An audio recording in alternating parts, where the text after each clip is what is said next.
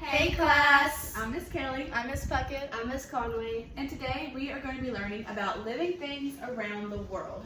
Okay. So first I will be giving you guys a hard copy of this PowerPoint in case you might not be able to see, or if you like to follow along if it's right next to you. I'm also going to be giving you guys a highlighter so that you can highlight words that you might not understand or some things that you might think is important. And we're going to be coming around after the lesson to help you guys like one-on-one with the things you might not understand. Okay?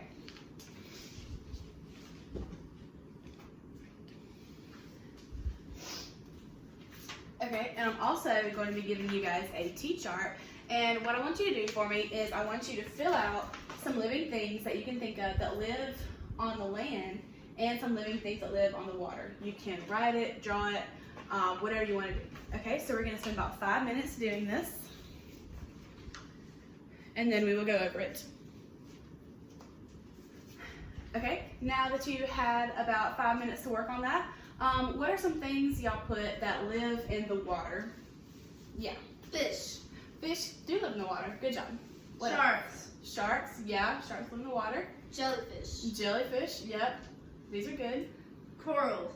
Coral, yeah. Corals is a type of plant that lives in the water.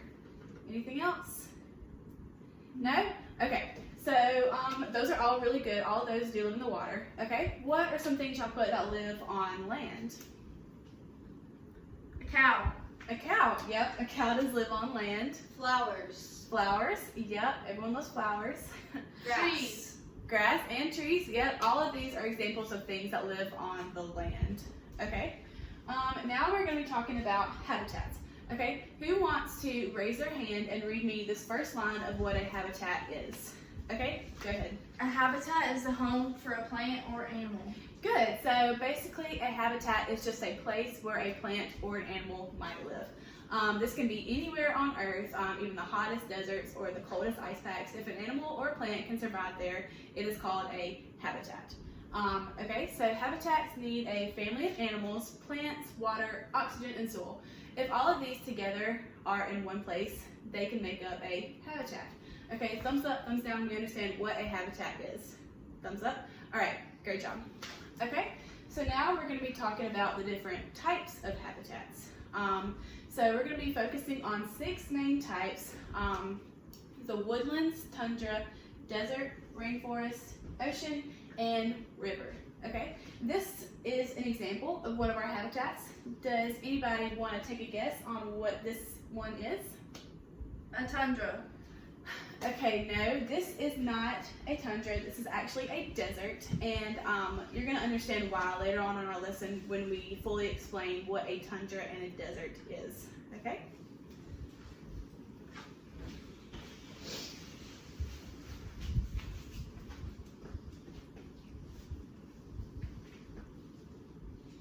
Okay, now we are going to be talking about woodlands. These are more spaced out, the trees are, and they do not grow close together. Some animals that live there are bears, moose, rabbits, raccoons, animals like that.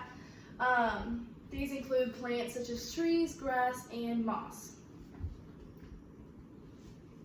So as you can see, the moss is growing up on the tree, and we have lots of grass, and you can see that the trees are spread apart from each other. Next, we will be learning about tundras. These are extremely cold environments with very long winters. They're located in the North and South Poles. They include animals like penguins, polar bears, and Arctic foxes, and not many plants can survive here. The average temperature is 18 degrees, so you can imagine the degrees then because it's 78 degrees here in Troy today, and obviously that's a big difference. So has anybody experienced 18-degree weather or around that? When it snowed here a couple years ago. Yes, it did snow in Troy, and that was very cold, the complete opposite of what it is today.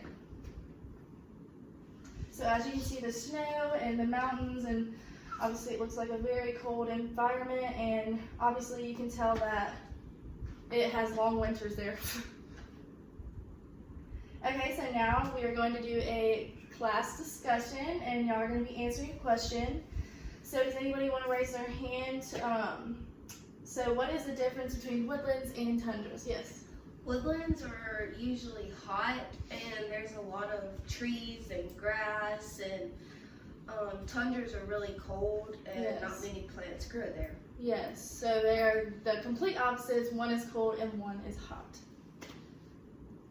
So next we're going to be talking about deserts.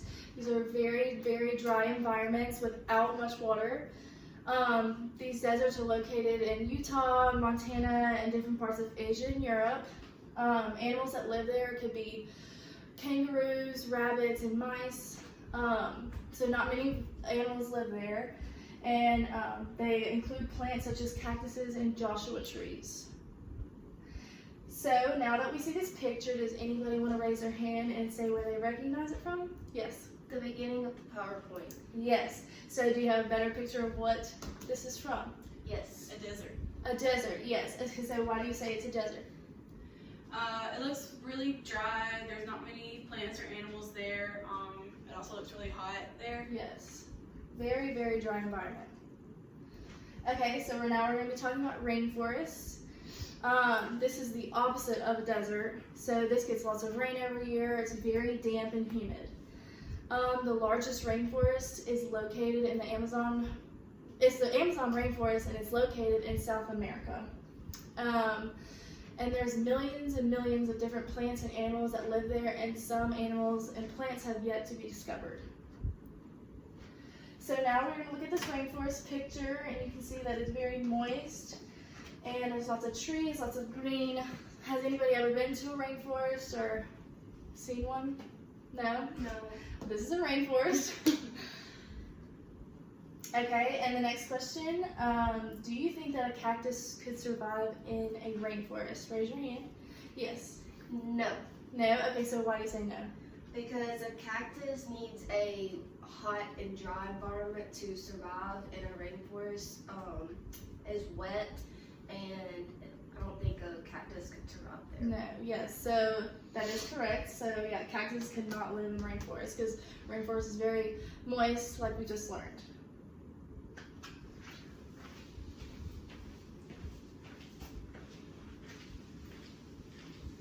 Okay, now we're going to talk about oceans.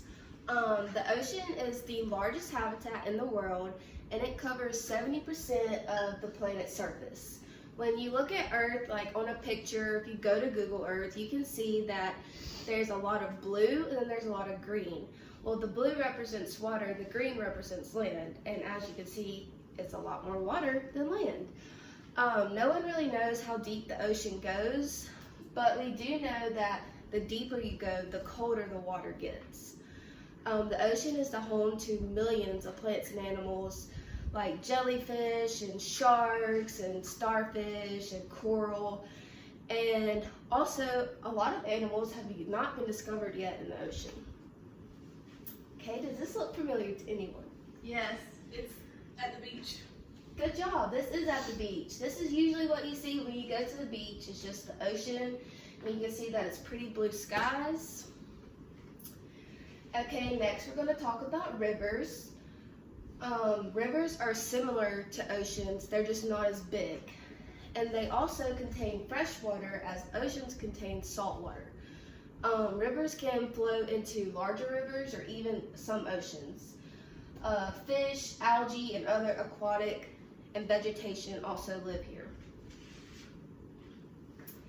What is this? A river. Good job. Has any of you been to the river? Yes. Okay, what do you like to do at the river? I like to kayak and go on the boat and tube. Yes, I love tubing. And as you can see in the picture, there's boats right here. Okay, now I'm going to ask you a question, so please raise your hand. Which body of water contains fresh water? And before you answer, just remember that oceans do contain salt water. A river. Good job.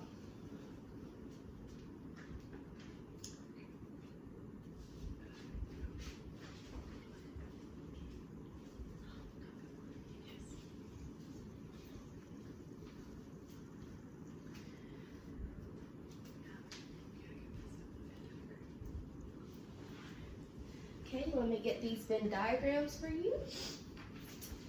Okay, now as you pay attention. I want you to write down things that you see in the live cams under land, water, and plants or animals that could be categorized under both. And I'm going to give you about 5 minutes to watch the pandas, to observe some things, and make sure you not only pay attention to the animals, but also their surroundings. Okay, so does anybody know what a live cam is? No. No? Okay, so a live cam is just basically a live camera that we can watch anywhere in the world. If we just go to explore.org, they have thousands of live cams that we can watch from our home. So this live cam is actually being taken place right now in China. But are we in China? No. No. So we are able to watch this live cam right here in our classroom. So does anybody know what kind of bear this is? Yeah. Panda bear. It is a panda bear. Okay, great. So just be sure when you're filling out your Venn diagram, just pay attention to everything that is in this video. Okay, and we're going to give you about 5 more minutes.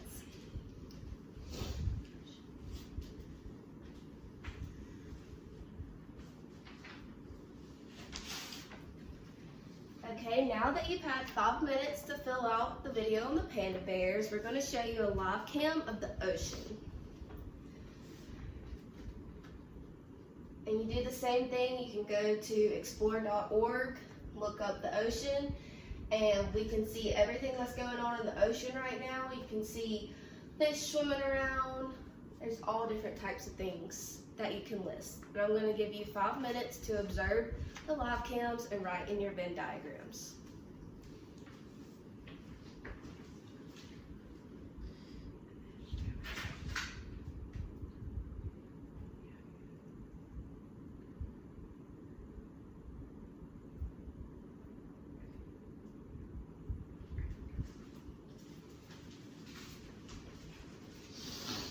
Okay, what are some examples of plants and animals that live on both land and water? Yes. Grass. Good job. There is grass that live on land and water. The green grass that we see outside every day. And then there's also grass in the ocean, and it's called seagrass. So good job. Also, what else? Yes. Snakes. Okay. I know we didn't see snakes in our videos, but there are snakes that live on land and in water. We call these animals amphibians because they can, snakes can live on land, like rattlesnakes or rat snakes, and then we have snakes that live in water and land, and they're called water moccasins. So good job. I'm glad you pointed that out.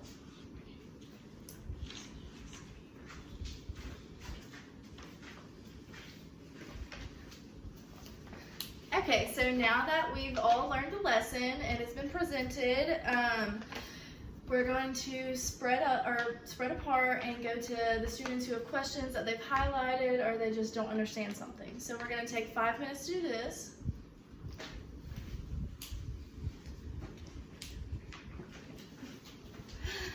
Okay, now that it's been 5 minutes, we are going to end our lesson, and Be sure when you are leaving to hand us back your diagrams because this is your exit ticket and this is what we will be taking for a grade.